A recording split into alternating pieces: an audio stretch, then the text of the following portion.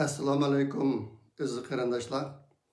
Bugun 2021-yili 2 oyniki 12-kuni juma.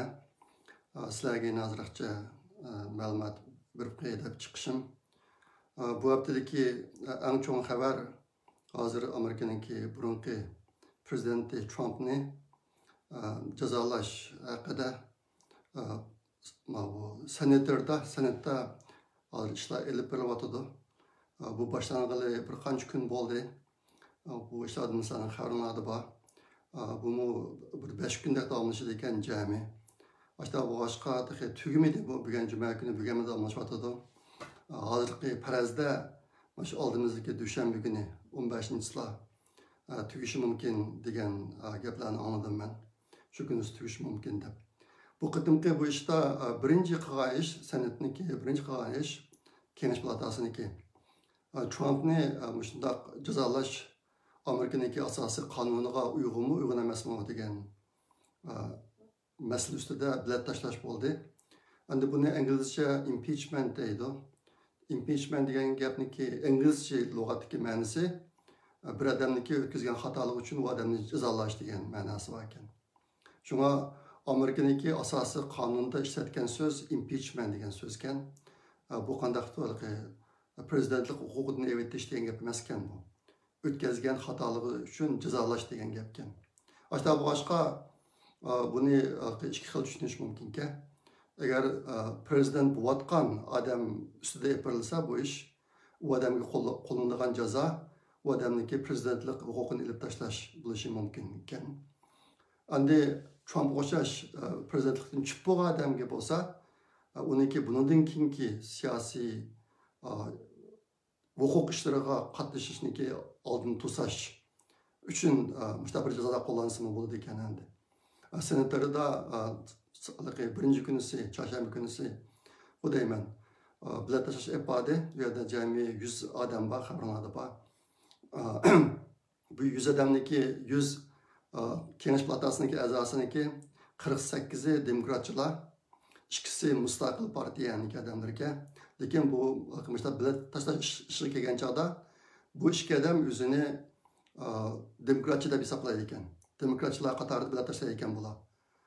Undan boshqa muavin rais mu senatlarda agar ikki tarafdagi odami 50-50 bo'lib qolsa, bu qilib bilat tashlagan bilatning soni 50-50 chiqib qolsa, muavin prezident mu bilat tashlasa bo'ladi ekan. Hozirgi muavin prezident mu Demokratik partiyaniki Kamala Harris degan xonim. Boshqa hozir endi senatda Kengash palatasida ko'p sonliq bo'g'uvchilar Demokratik partiyaniki odamlar ko'p sonliqda hisoblandi ekan. Bo'lib bu kunisi bilat tashlashning natijasi 44 odamniki qarshi turishi, 56 odamniki qo'shilishi bilan Donald Trumpning ustidan shunday impeach qiladigan ishni yapasak bo'ladi, bu qonunga uyg'un degan yakuni chiqadi bular. Bu yerda nima bo'lib 56 odam bo'lib qoldi desanglar, hayronlarda bor. O'tgangi qatimki bir bilat tashlashda Cumhuriyetçi partiyaniki 5 senat a'zolari Trumpni jazolaymiz deb bilat tashlagan. Bu qatim unga yana bir odam qo'shilibdi. Ashta qilib 56 bo'libdi. Shuning bilan bu ish shu bilatning natijasiga asosan elib berilyapti hozir. Endi hozir ko'pincha parazlar nima desanglar, oxirgi bilat tashlashda 67 odam qo'shilmasa, 3 dan 2 qism senator a'zolari qo'shilmasa, bu ish tasdiqlanmaydi. Hozirga qadar qo'shilganlar 56 odam, shunga 67 dan jiq sonlar kam. Boshqa bundan natija chiqmaydi, Trumpni jazolamaydi deydigan ko'z qarash kuchli. Bo'lsa-mu demokratchilar bu ishni chuqur qilmasak bo'lmaydi deb bu ishni yapib beryotdi. Shu bu haftadagi eng chong xabarimiz shu. Dushanba kuni bu ishdan yakun chiqishi mumkin. Ikkinchi cho'ng masala meniki hammadan bak ko'ngil bo'lgan masala nima deganda Uyg'urlar, Xitoyniki Uyg'urlar qilayotgan bostirishini irqiy qirg'inchilik va insoniyatga qarshi jinoyat deb baholash masalasi. Oldingi Amerika hukumati deb yakun chiqargan. Yangidan prezident o'qib chiqqandan keyin o'tganda ancha-muncha kuch paranglaridek gap bo'lgan. Bu yeni hukumatda BDT'ga tayinlangan kandidat xanım bu işniki resmiyetga uyg'un emasmi, biz tekshirishimiz mumkin degandek gaplar biroz chiqqandi. Yaqinda rasmiy maqola chiqibdi. Bu haqda hozir Amerika hukumati shu Pompeo qatorliqlar chiqargan yakun Xitoyning Uyg'urlarga qaratgan siyosati kechiringlar. Xitoyning Uyg'urlarga qaratgan siyosati irqiy qirg'inchilik va insoniyatga qarshi jinoyat bo'ladi degan narsa shu to'g'ri rasmiyatlar bo'yicha bo'lganmi emasmi deb buni biz qaytadan tekshiryapmiz degan xabar mediaga chiqdi. Deklatop chiqdi. Men shuni bundaq qildim.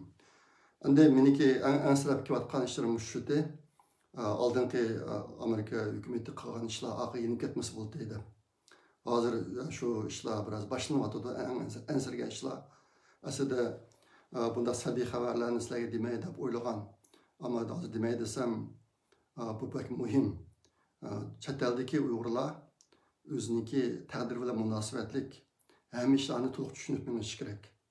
Ashta qilgan chog'da o'ziniki qanday yashash kerakligini biroz bilalaydi, to'g'ri tanlayolmaydi.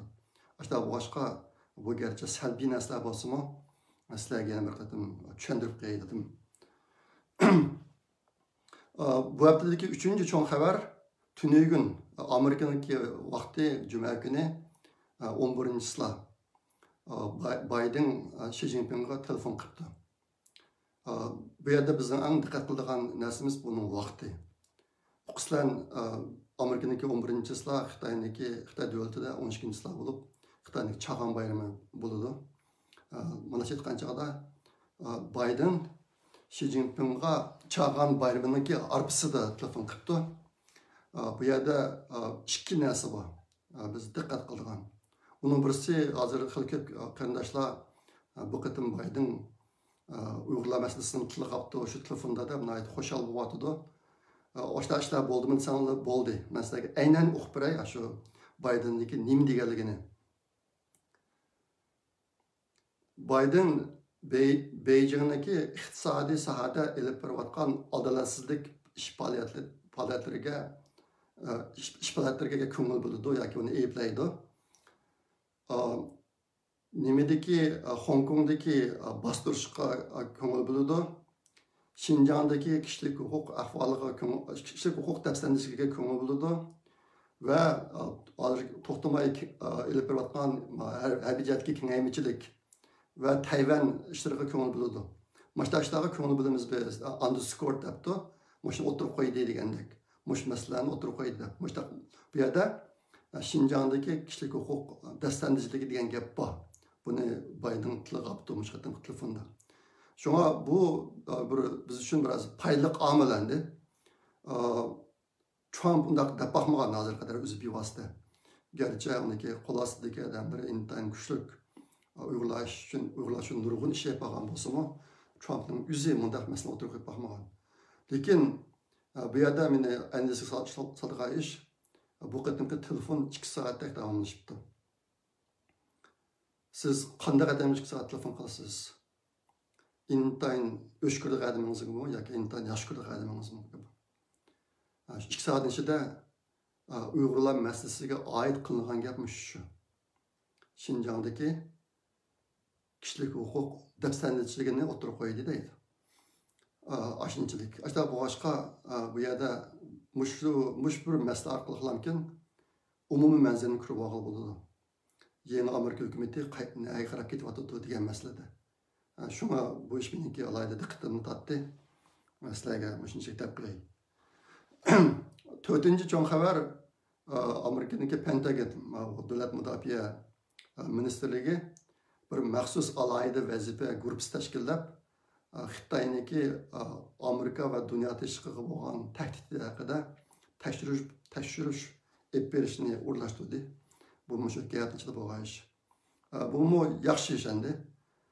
Bu yaxshi ish. Endi bu yerda men o'zimniki hozirga qadar egallagan ahvollarga qarata sizlarga cho'ngroq bir manzilni deb qo'yay dedim. Amerikaniki oldingi necha qatimliq prezidentlarga qaragan bo'lsak, bular saylanishdan burun yoki saylangandan keyin yuzaki ishlarda Xitoyni aytilgan ahvollar bor. Masalan, Cho'ng Bush 4-iyun Beijing qirg'inchiligida cho'ng Bush oshkora holda Amerikada oshkora holda Xitoyni intan qattiq ayblagan. Hamda shuning bahonasi bilan shu vaqtda Amerikada o'qiyotgan, Xitoydan kelib o'qiyotgan 60 ming o'quvchiga yeşil kart bergan. 60 ming o'quvchiga Amerikada turish salohiyatini bergan. Oshkora holda. Lekin yushturin jihatdan shu vaqtdagi Xitoy rahbariga Jiang Zemin uchoqda Deng Xiaopingning vaqti 4-iyun voqeasi Deng Xiaopingning vaqtida bo'ldi. Deng Xiaopingga astardan gapirib ishinglarni qilaveringlar. Men o'zimning davlatda misol demasam bo'lmaydi deb yangichidan Xitoyga moslashgan cho'ng Bush. Undan keyin Clinton taxtga chiqishdan burun, prezident bo'lishdan burun Xitoyni intan qattiq ayblagan. Men Xitoyni undaq qo'ytaman chiqsam, bu Beijingniki jallotlari deb 4-iyun voqeasi haqida to'xtalgan chog'da uni ishlatgan so'zi Beijingdagi jallotlar degan. Jallotga odam o'ldirgan, odam bo'g'izlaydigan odam degan gap. Butcher of Beijing deb atagan bu. Lekin Xitoyniki yaqinqi zamondagi taraqqiyotiga eng cho'ng to'p qo'shgan odam Clinton. Bo'libmi Clinton chiqishdan burun Xitoyniki Amerikada eng e'tibor berilgan davlat degan salohiyatini Amerika hukumati har yil bir qatim baholab, buni kishilik huquq ahvoli bilan chetib turib, Xitoyga bu yil buni bersak bo'ladi, bo'lmamdi deb muzokara qilib bekitdi. Ashta boshqa har yili Amerikada shu yig'in echilishidan burun Xitoydagi kishilik huquq ishlari biroz yaxshi bo'lib qoladi burunga qaragan chog'da. Xitoy biroz aminatdi. Lekin Clinton chiqqandan keyin Xitoyning eng e'tibor berilgan davlat degan salohiyatini mangulik qilyapti. Her yili muzokara qilib bekitmasini bo'ldigan qilyapti dedi. Ondan keyin Xitoyni dunyo savdo tashkilotiga kirdi. Shuning bilan Xitoyniki bu dunyodan foydalanish sharoiti biroqlam yaxshilanib ketdi. Mushunga eng cho'ng to'p qo'shgan odam Clinton. Kichik Bushmi nimaga huquqda o'tirishdan burun Xitoyga noiti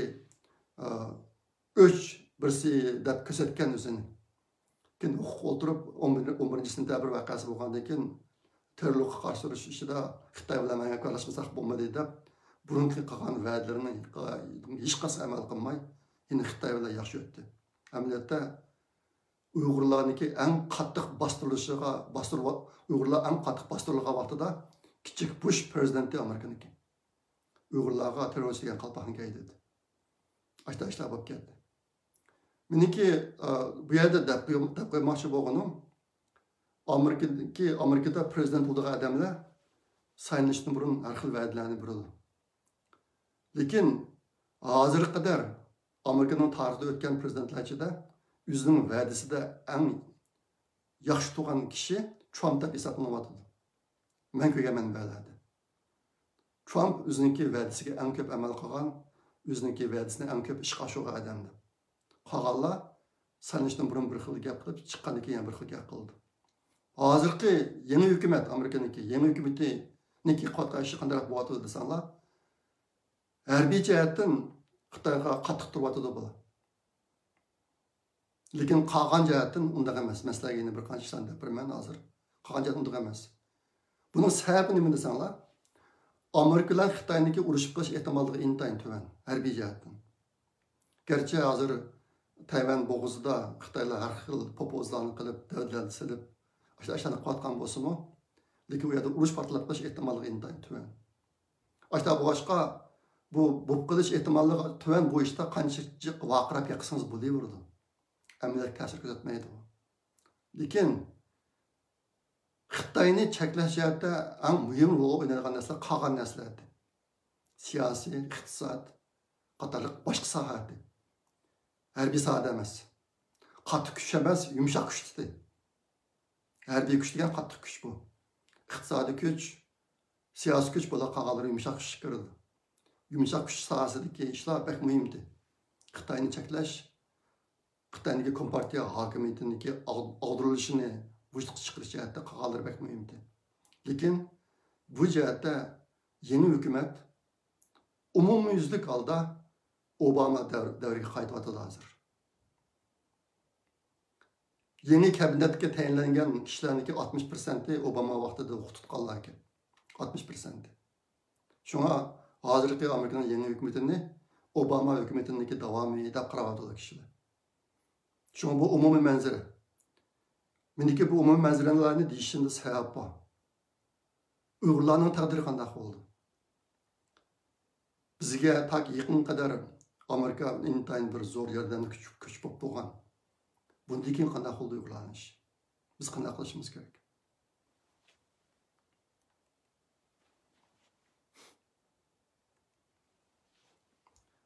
Yaqinda yana bir qancha cho'ng ishlar bo'ldi. Bularni misol deb qo'yay.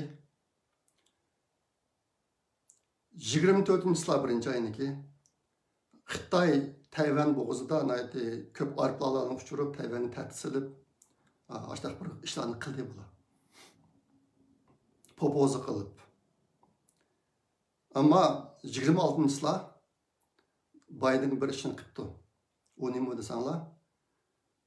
Pompeo'ning vaqtida burungi hukumat chiqargan Amerikadagi butun maktablar o'ziniki Kunzi institutlar bilan bo'lgan munosabatlarni butunlay e'lon qilish, oshkora e'lon qilish. Shuni talab qilgan bir qonun chiqargan, buyruq chiqargan Amerika hukumati. 26-yillar birinchi ayniki Biden buni bekor qildi. Bekor qildi. Amerikada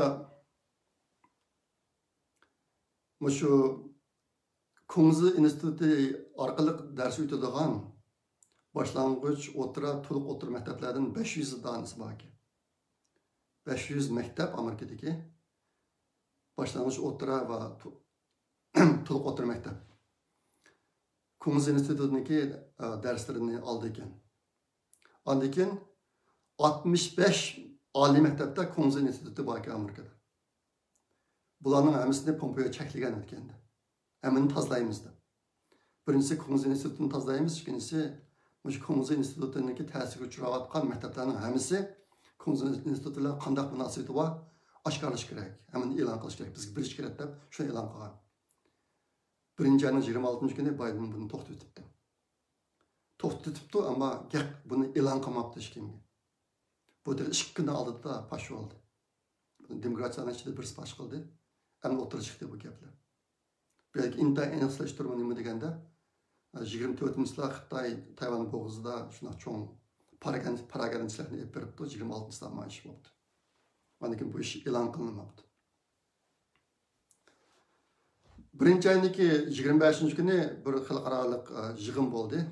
Dunyo iqtisodiy forum, Dunyo iqtisodiy soruni demoqchi shunaqa bir yig'in var bular, har yil ochiladigan.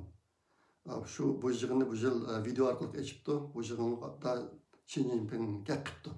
Uni so'zlabdi. Xi Jinpingning nutqida asosan Bidenga bergan jiq tarbiyasi bor. Siz bergan qizil siziqlari bor. Ani qilsam bo'lmaydi, mani qilsam bo'lmaydi. Ani qilishing kerak, bunday qilish kerak deb. 25-yilda bo'lgan gap ma'lum. 27-yilda Biden oldingi Amerika hukumati chiqargan bir qism Xitoy şirketleri, Xitoyniki harbiylar bilan munosabatlik shirkatlarini cheklash ishini bu yilniki 5-oyga kechiktiribdi. Aslida buni Pompeo e'lon qilgan vaqtida hozirda boshlab ijro qilamiz degan. 1-oydan boshlab mumkin. Biden bo'lsa uni 5-oydan keyin ijro qilamiz deb 5-oyga kechiribdi. Bu yerda bir ish bor. Bu yeni rehber qo'ltigandan keyin oldingi 15 kun ichida 52 parchadek ma'muriy buyruq chiqardi. 15 kun ichida 52 parcha. Bu ma'muriy buyruqlarning soni oldingi qatamda 3 prezidentlar chiqargan buyruqlarning sonidan ko'proq ekan. Oldingi qatamda 3 prezident degan vaqtimizda Trump, undan burun Obama, undan burun kichik Bush. Mush 3 prezidentniki chiqargan ma'muriy buyruqlardan ko'pga 52 parcha. Shu buyruqning birisi mushuki. Aldınki hükümet çıkargan Xitay'niki harbiy ishlar bilan aloqasi bor shirkatlarni Amerikadagi shirkatlarni cheklash, dirhol ijro qilish deganini 5-oyga kechiktirib o'tibdi. Yana bir ish, bu yeni hükümetniki Xi Jinping'e bergan çağalık soğutu oldu. Tünürgün yüz berdi bu iş. Bu iş nima desanlar? Aldınki hükümet, Amerika'nın aldınki hükümeti TikTok bilan WeChat ündidar bu ikkisiniki Amerika'daki ticaretini, mülazimetini yoki Amerika'niki şirketga o'tkazib berish yoki bilan butunlay to'xtatib o'tish. İşte qaror chiqargan aldınki prezident. TikTok bilan WeChat'ni. Ondan keyin bu qaror chiqqandan keyin Amerika'daki Oracle degan şirket bilan Walmart degan ikki cho'ng shirkatlar buni biz setib biz mondiraylik deb shu ishni qilib ekan hozir. Tünügün yeni başlık bu işlerini muddatsiz to'xtatibdi. Pause indefinitely deydi. Muddatsiz to'xtatildi deb e'lon qildi. Bu xuddi Xitoyga Xi Jinpingga bergan yangi yillik çağanlık sovg'atdak bir ish bo'libdi. Shunga bu Xitoy bu vaqtda Xinhua agentligiga aytdi uzun maqola e'lon qilib bu ikki rahbarniki Amerika'nın rahbari bilan Xi Jinping'niki nimani deyishganligini tafsil e'lon qilibdi Xitoyning ichida. Bunun ichida bir qism gaplar deyilmagan gaplar ekan. Xitoy ichidan to'qib chiqiblamkin Xitoy davlatidagi xalqni aldash uchun bir narsa e'lon qilib bo'ladi.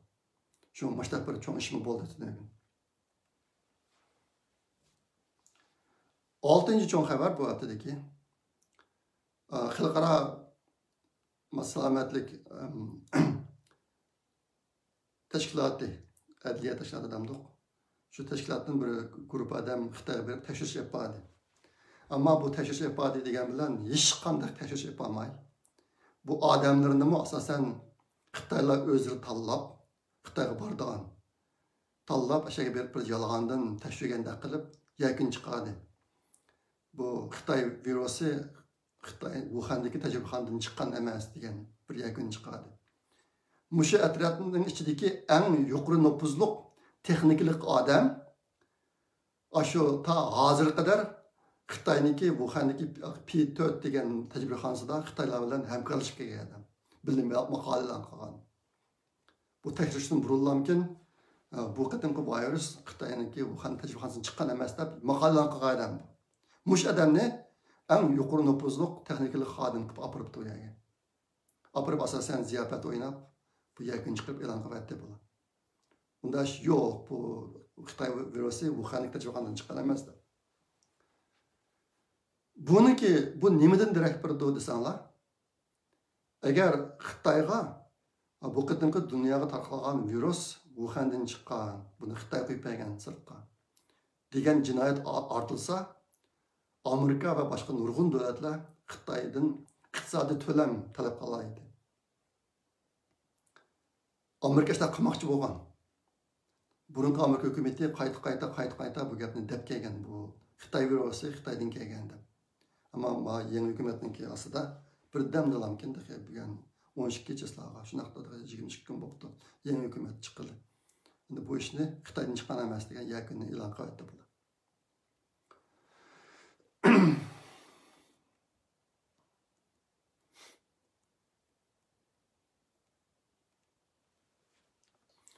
Shuna qilib xalqaro xabarlarda deydigan gaplar shunchalik bundan ko'p tayyor qilmadim bugun. Yana bir qancha ishlar deb qo'ydiganim birisi o'tgan haftadagi programmada Abdulla Ayubimizningki Mahbus ruhlar degan kitobi haqida hozir to'xtalgan. Bu kitobdagi Uyg'urcha nashrdan chiqdi Turkiyada degandan. Bu kitob hozir tarqalyapti. Shu videoni anlagandan keyin xilijiq qarindoshlar, chet ellik qarindoshlar Batur Qaraxonligimiz bilan aloqa qilishibdi, kitobni setib olibdi. Shunga bu ishga ovoz qo'shgan qarindoshlarga ko'p rahmat aytaman. Yana bir qancha qarindoshlar meniki va Abdulla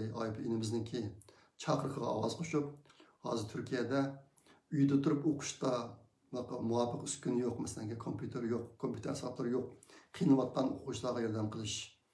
Bu jihatda 3 tak odam tabloidni elib Turkiyadagi bolalarga beribdi. Eng ehtiyoji bor bolalarga beribdi.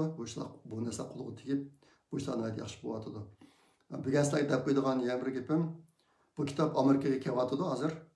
Amerikalik qarindoshlar buni sotib olmoqchi bo'lsanglar, men bilan aloqalashsanglar, Facebook, WhatsApp signalim bo'lsa bo'ladi. Men bu uchun qo'yib qo'ysanglar, men buni muvaffaq odamga yetkazib beraman. Kitob odamga, shu odam o'yatib berdi sizlarga kitobni. Buni bir deb qo'ydim. Ondan keyin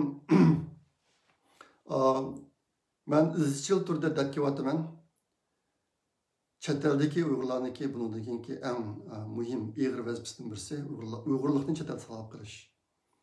Mushu jihatda chet elda qiladigan ishlar bo'lsa, qiladigan qilish tegishlik muhim ishlar haqida sizlarga yaxshi ideya bo'lsa, menga desanglar, biz Uyg'ur Project fondidan buni muzokara qilib, tanlab iqtisodiyotga yordam qilamiz deb.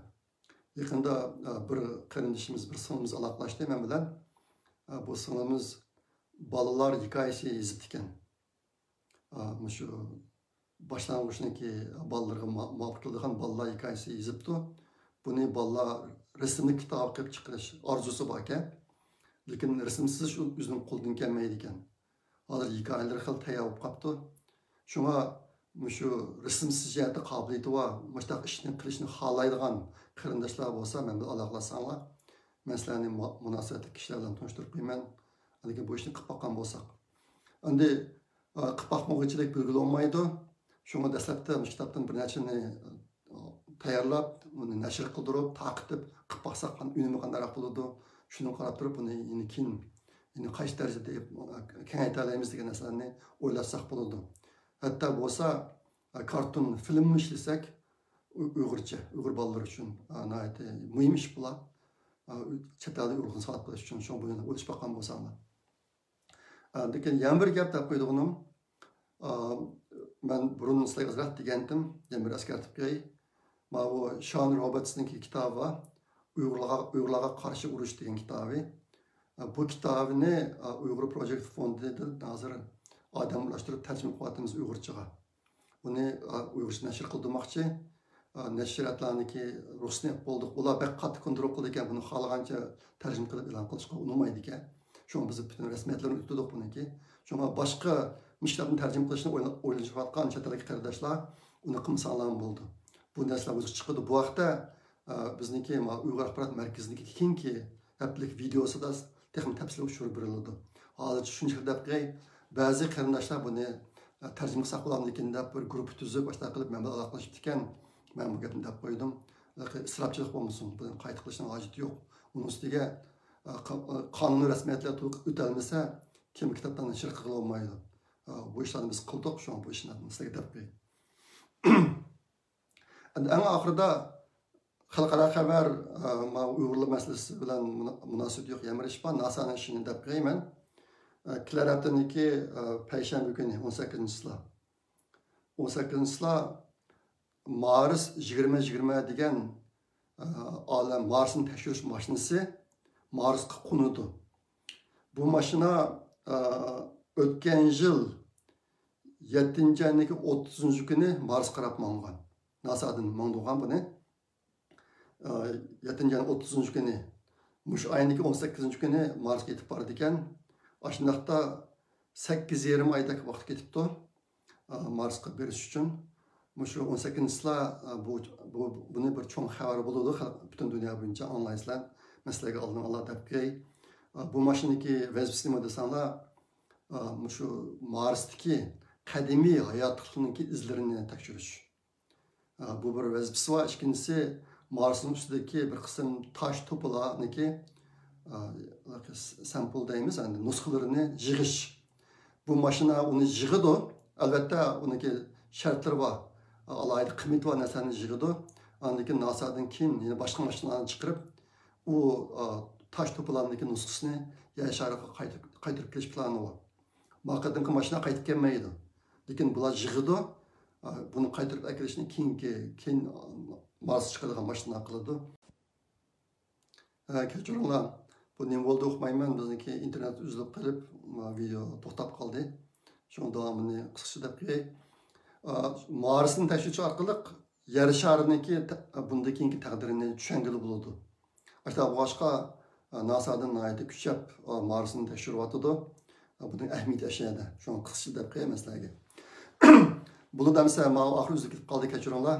Burun, bugün müşünçilik bolsun. Kilər hafta görüşküçük aman bulunlar. Xeyir, xoş, Allah'a emanet.